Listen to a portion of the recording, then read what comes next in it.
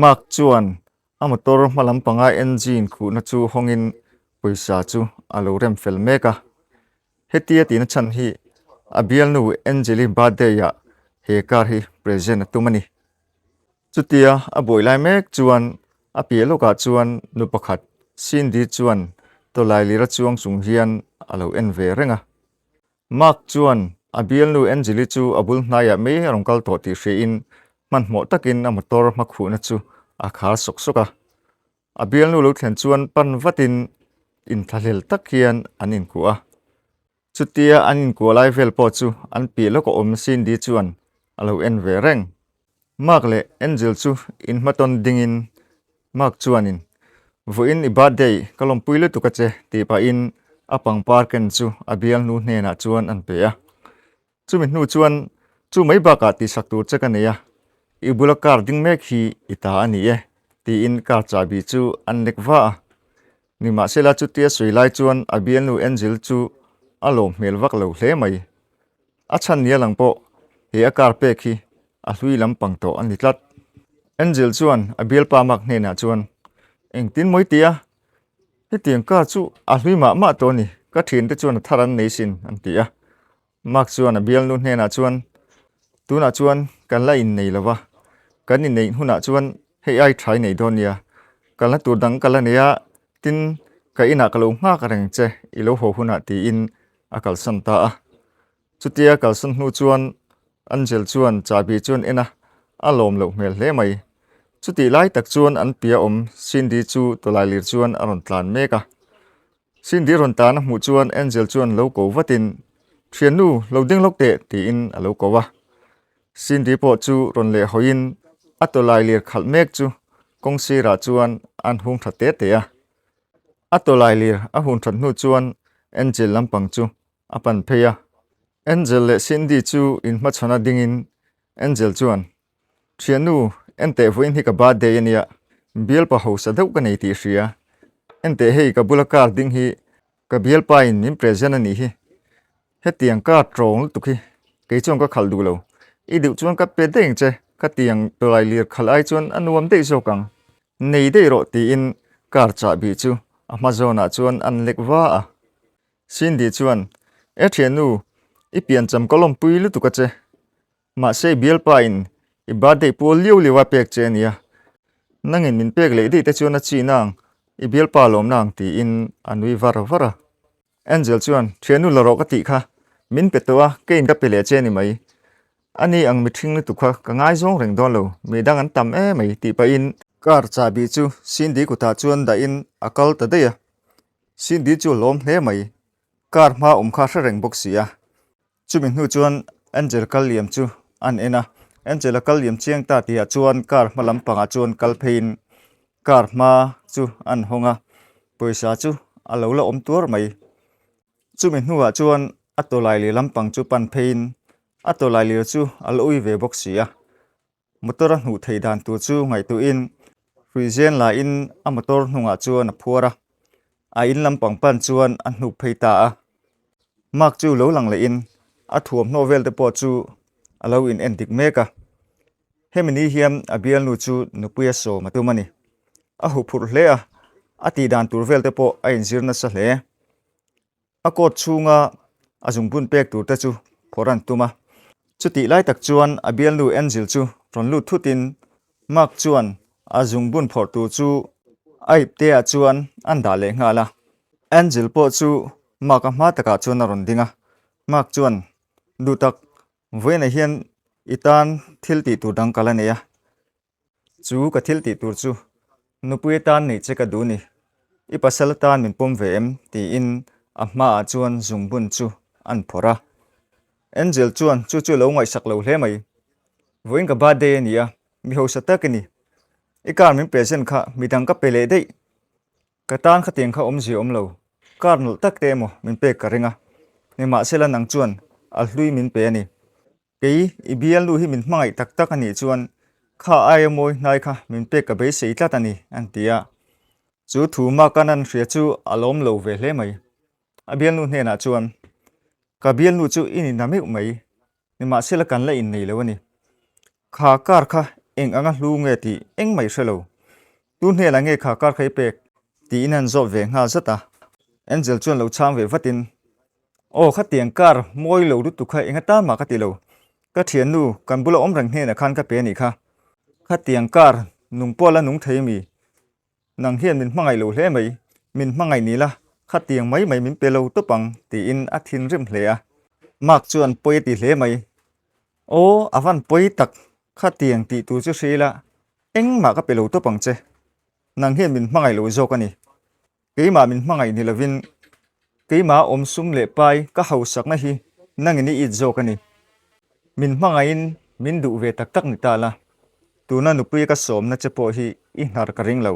anti ve deuh saka angel chuan apang par pek chu han pek le le pa hian kha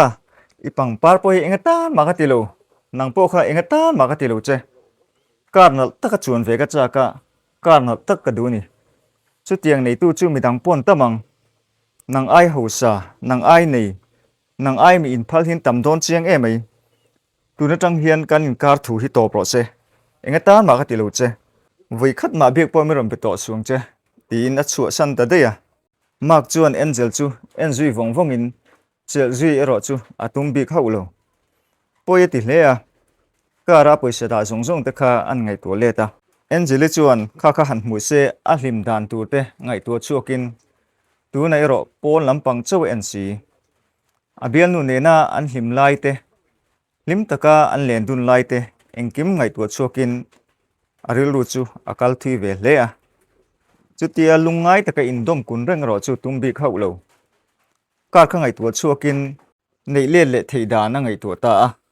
chuti lai chuan sin di po akar don thar chuan atolai lir chu ala hnuk ve zela thui takan kal hnu chuan atolai lir sui na chu alo het vak lo lo ni in atolai lir chu atlan san ta daya chutia atlan san ta ti hrelo chuan thui takatlana an hre chuan meu chuan kar atang chuan chukin an hoilet wangwanga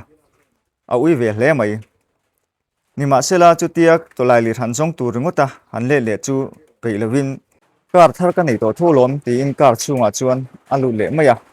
in lampanga afa pai na lo huak reng ti hre chung si in kara chuan lutin an in lampang chu apan le ta a mak po chuan akar chu azong zela ke kal zelin thui tok tak akal hnuah chuan sindi tolai lir motora a hnu a phurna a pi ta wanga atlan san tak kha a hmu chuak hlola a hma lampang chu en wangwangin a hma loka chuan poisa chu a hmu ta maya poisa chu han charin a poisa ngei khanin na hria sindi chuan alo thlau then alo ni a hma lampanga kal zela poisa tang po mule in an char zela a beise na po asang sot hle a beise ang ngei chuan a hma lampang chu an en zela ama kar ngei a bial nu angeli pek ngei chu kong sira hian alo in pa ka man mo ta ka kar lampang chu en ngalin a chungan en vel chuan tu ma rengan lo chuang lo chuti lai chuan sindi po an in chunga chuan lutin a fapa wheelchair a om rang chu an hua a fapa hne na chuan boite min lo ngai to em ka rei ti em ti in an zol vata a fapa chuan anu an hmu chu alom hle a anui sen sena nui sen sen chung hian nu ka ngai tol tuk che ilo ho har ka te thi ne an ti a sindi chuan fapa chu boite ka hmangai lu tuk che keipon ka ngai tol tuk che lom ka kalna la sia ka ron man mo lu tuka ni Mahse la kan in ne na in hlat bok si nangma ngai takin hun ka hmang thina sin ka hmangai lu tuk che boite ti in a fapa chu an ko vong vonga chuti lai chuan mak chu a motora chuan tuma nam lo wangin a bulvel in te chu an kol thok thoka sindi te in chu ron mu in sindi te in lampang chu ron panin tukvera an dak chu sindi le a fapa chu tukver tang chuan a ron mu ve renga sindi hne na chuan a fapa chuan nu min kal bo san to lo la ka ngai thei lu tuk chia keima chawin in kalo hmak thin sia thian kom tur ka nei bok si lo ti in anun a ko lai reng chuan an suya sindi chuan boite keipon kal bo san chei ka hre lu tuk alom Mahse ka kal ngei ngei ngai bok si idam huna chuan kabula karwalin rong kal ve thin to don alom ti in a fapa chu an nema mak pon sin di te nu fa dan le an ti chu an hriat chu na khongai ve le a ing ang chung ko tak niang cheu mo ti in an kong khar lampang chu apan ta nga la kong khar bula chon ding wang in kong khar chu an kik dat data sin di te nu fa pon chu tia kong khar kik ri han hriat chuan sin di chuan fu pan he na chuan boite ti kha lo umro ko wanga even lo ko nge ti in pol lampang chu apan san ta a kong khar han hong chu pona chun mak chu lo ding renga kapu ngei duwa ti in sin di chuan an zot thuya mak chuan a sulaya karding so ka karania ka thian nu angeli hi ka pe a angel chuan du lovin a lo pe vele chen di oma Mahse ka karani wangin ka ui ema khongai takin min pele le la ti in hi karon zong wang ani ti in an soya sin di chuan ani takmo ni e in pa ni in ti lai po kha ka murang chewa lim tak le lom ta khan an he na khani pe khani a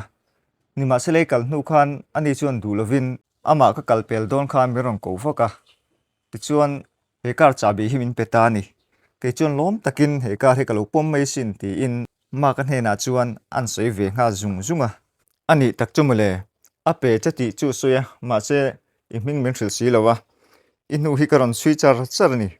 in hi karon sui thlenga kalom le mai ni Mahse la lom viu mai la nang min pek le phal si lo chuan ka tan eng mani don si lo he kar hi ke man ka poisa tho chu ve the tranga ka le masak berania ka ro em ani chumi ka ro em chu ka bial nu hne na chuan pek kan tu mania ani chuan engata ma lo ngai si lo inaron hon hu phei chuan apang pa min pek chu min pelet le in min then nge ni ani khan min hmangai ni lovin ka ro sum zoki min hmangai reng zo ka lo nia zirlai thar ama tangin voina ka zir chu khial ani khongai takin kar hi min pele le la hei poisa ka ron ken hi khongai takin min lak sa bokang chati in a poisa ken chu sin di lama chuan an lek pheiwa a sin di chuan a poisa ken chu la du lovin angai love khang poisa khang ngai hle nem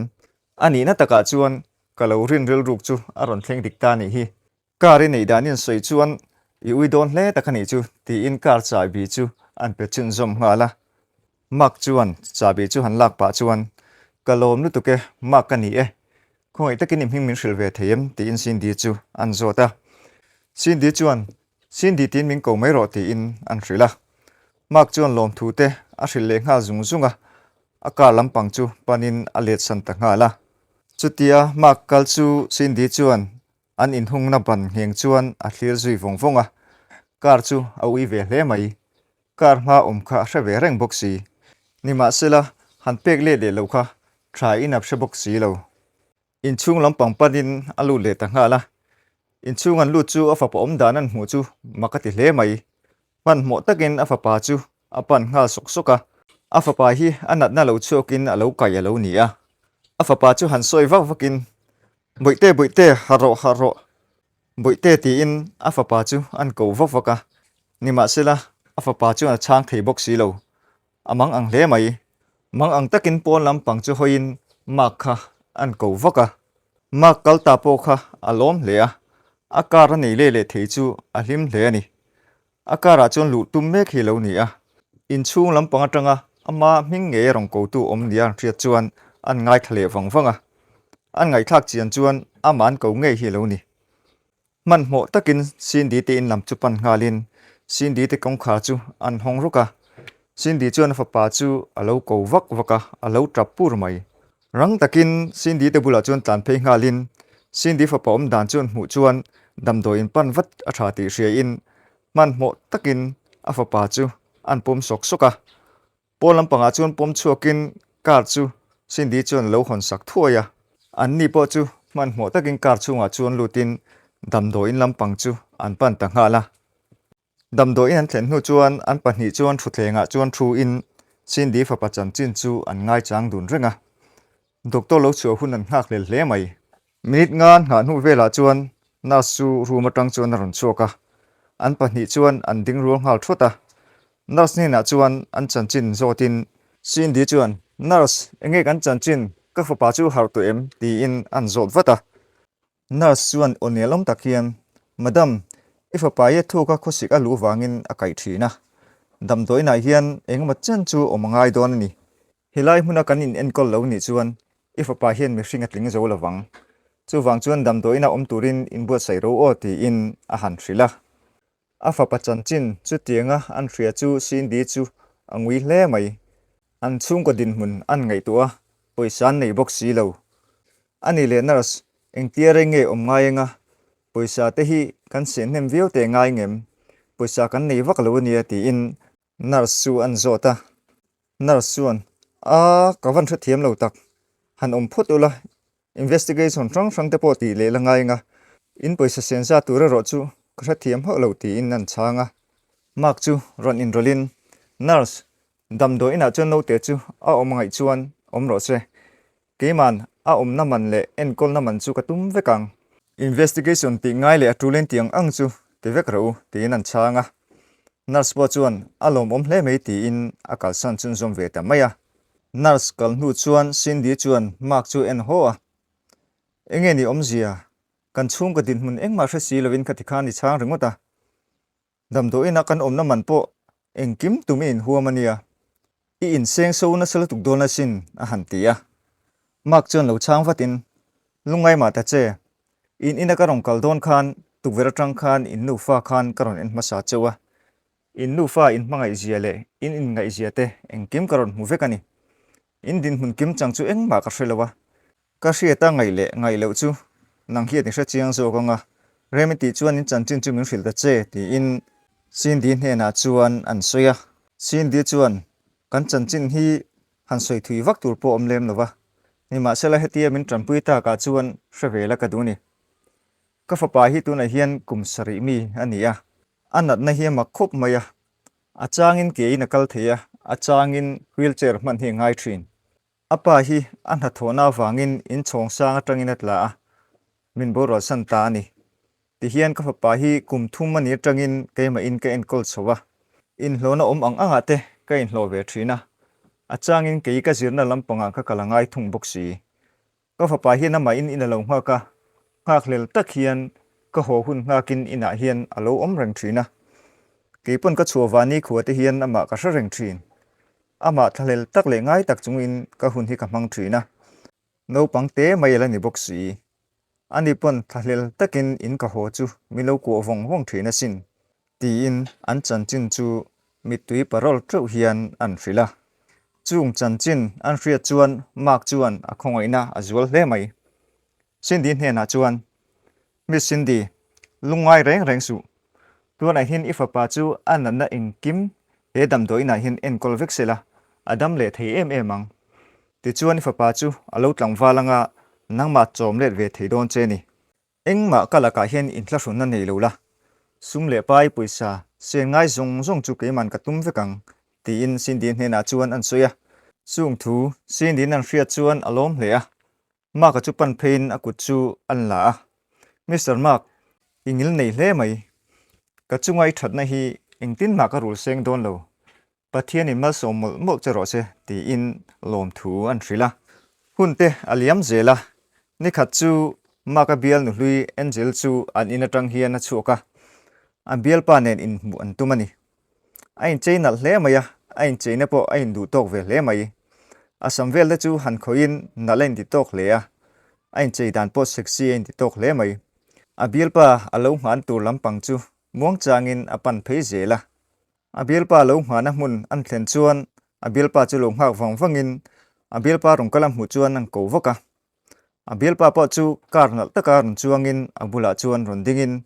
chutia a bial nu an hu chu nalati ve khermai chupa chu kar tang chuan ron chuk ngalin angel po chuan alo ni varvara a bial pa chuan min lo hak rei to em ti nan zota angel chuan in ngak rei lo ve ngai deuh te chu nga hlelin nani ti in zei takin an lo bia kankal don mi ti pa in ka lampang chu pan ngalin a bial pa chuan angel chu kar kong khar chu an hun saka chumi hnu chuan a bial pa po chuan driver seat lampang chu apan ve ta ngala kar chunga chuan chuangin an hlim dun hle mai angel chuan a bial pa hne na chuan khuilama mo wena chu min phur chu do na ti in hlim takin an zot gol vela a bial pa po chuan a idu na mun ani mai wen chu nuam takni om don ya ti in a bial nu kute chu an fop vel boka ti sang te an sei du na an hlim dun hle mai an hmalam pang hun tur te an in nei hun tur te thlengin an pahnih chuan an ti du na chu tiang ang kar changkanga Angelin chuang ta chu Angeli po chu a hlim hle maya aka po zenila min se lawang ti ang mai hian anui reng mai chutia hlim takan ti lai chuan a bialpa phone chu lo ri in a bialpa chuan kan chang lok ange ti in phone chu an pick up a an pu hian aron bia lo ni o sar o ni e tuna chuan kan chuak meka khoi lai hmuna nge niang o kan rei vak lawang ti in phone chu ada le tanghal maya chutia bialpan phone an dan hu chuan Angel chuan enge ni ta wa man mo thla kom ve tin an zota a bialpa chuan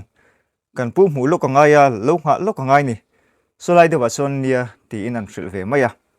thui vak lawan tan le nu chuan Angel bialpa chuan kongsira chuan kar chu pakin helai heng ka lo nga lo ka ngai ni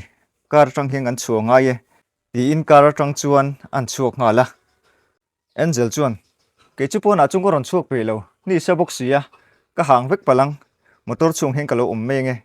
ti in an soya a bialpa chuan iron chuang nge ngai nian ti chuan Angel chuan a en ho a makati hle mai kong khar chu hon sakin Angel po chu aron chuak ve mai boka chutia an chua fela pon an thlen nu chuan Angel chuan thinrem takhian a bialpa bula chuan enge omzia a chunga kalo hmak thei mai lo mi hilai hmuna hian enge ka din ren chan ti in an zota a bialpa chuan a poi khop mai voina kar ka rong ken hi kan pu kar ania voina hian kar hi a man du wangin kar hi kan in ken thlen ngai tlat mai hilai hmuna hian mi lo hmak ro tia chu wangin kan lo hma ngai ni an tia Angel chuan makati hle mai inga ikara mukati char chara ikar angini sei box sia an ti huwa thil danga sei ma chuan an pe lampang chu enin so aron thlengani so ti in an hoya chutia an han hoi phei chu mak te chu rong kal phein sin di chuan afa pa chu aron kai boka Angeli mela chuan thinrim na le mak ti mel hi alang thei hialani an bularon thlen chuan mak chuan e khai milo ha na rei tuem wen chu kam mang le du thuta mse thiamang che ti in thupa an choi zoka Angeli bialpa chuan e sar ngak rei love kan lo om deuh chiani ita nia I du hunai man tur lom pakhat jok chu ka khalmin phal sak ve em ti in an dil ngala mak chuan Angel lampang chu enin e heu bial dui vanei chelo ve a sexy hle mai anom don kha ti in a bialpa lampang chu hoin khale chabi chu I du tok ni leng don nia ti in chabi chu an te a Angel bialpa chuan chabi chu la in sar I chunga kalom lu tuke nuam dewin voin hunin mang don nia ti in du sakna an hlana chutia ti hnu chuan chupa chuan ma ka chu chabi pek pain hei sa nang ni po in chabi tur ti nam pe a chuti lai chuan Angel chuan leilam pangalo en renga mak chuan chabi lak hnu chuan Angel lampang chu hoin Angel lim takani bialpa nen chuan hunin mang don nia a felania khai kan tlai ang keni po kang kal to mai don mi ti in sin di chu an rona sin di chuan I thu lom ti in alo chang fe maya chumi hnu chuan kar kong khar chu hon sakin sin di chu aluta mak po chuan chutia an khar zon hnu chuan driver side lampang chu apan meka chuti lai chuan Angel chuan hnung lam atang hian alo en renga mak ero chuan en po en thadu to hau lo thung mak te po chu motora chuan lut felin sin di chuanin aron en ve renga Angel po chuan alo thlir zui ve reng bok chutian kal liam ta chu an pahnih chuan an thlir liam du na chumi hnu chuan Angel bialpa chuan Angel hena chuan lokoro le du tak ikal tong miang kan van nei hle mei ke kalangai lo chu hei kar kan la nei tholom an tia Angel chuan thinrim takhian karong kal lawang ikara moti na kalain khatiang kar te kha chu a ma pon ka dong to ka du lo hnu ni kha karong kal hau lawang ti na ang ton to na a bialpa chuan o kata ni ngei thu engma ka soi hleinem kan leng don ni ka tia kha karong khalani maya kata ni lo thu le kata ni thu engma atin ka soi lo hrim ti in lo chang ve ngal faka Angel chu alalung oi thelo hle mai o I du dan in omro ke chu heta heng ka omdon ti nan changa a bialpa po chuanin ai chu ka kal don ni I lo kal don lo chuan ti in motor lampang chu apan sana kara chuan lu sanin Angel lampang po chu run hoi to chuang lovin atlan san ta deya angel po chuan chutia bialpa tlan ta dei chu a thlir zui renga mak po ti hle ani a thlem po thlem e silo makati hle a ni Mahse la du am wanga ni ti hria in sum le pai a i le tuk le thil nal ringot a du wanga ni ti hria in a hnuwa chuan a in chhir hle a Mahse tuna in chirin omzi om to si lo mi pa pahni in nang kalsan ta si mak le sindi te ho po kha kalzel in mak te in kot chu an thlenga mak te in kot an then chuan mak chuan sindi lampang chu enin sindi thil hril du chele dil du che ka neya khonga in tuna hian ka ti theingem an tia sindi chuan mak lampang chu en ve ho in eng thu nge ni ta nage min dil du le min hril du chu an tia mak chuan a ki kor ip te chu a zen ruk ruka ki kor ip te tang chuan zung bun bom ron la chuakin an honga sindi pasalata min du ngem nei che ka du ni an tia chu thu sindi na hriat chu makati hle mai alom nu tuk chu engma soina chang por hrelok lawa an hu dewa chuan mak iti tak tak ami an tia mak chuan mongcha nga sindi ku chu lak chho pa in kati tak take nupui tang ka du tak tak che ti in akut chu an siam rema zungbun chu abun tir ta ani sindi po chu tiang zungbun an bun chu a hlim hle maya an hunga chuang a fapa chu ko phein boite local te tuna chuan pa i nei to dona chung ko pa ngai takan ni to done an tia a fapa po chu an hunga tang chuan a ron tol ma an pathum chuan in ko khomin chung ko thar din turin an in tiam ta ani ole khati zong kha tun tuma kanon ti chua le theite alo ni le ta reng mai min ngai thak sak tu te zong zong chunga lom thu ka soi le tak mek me we in zawa in hun man nuam vek ule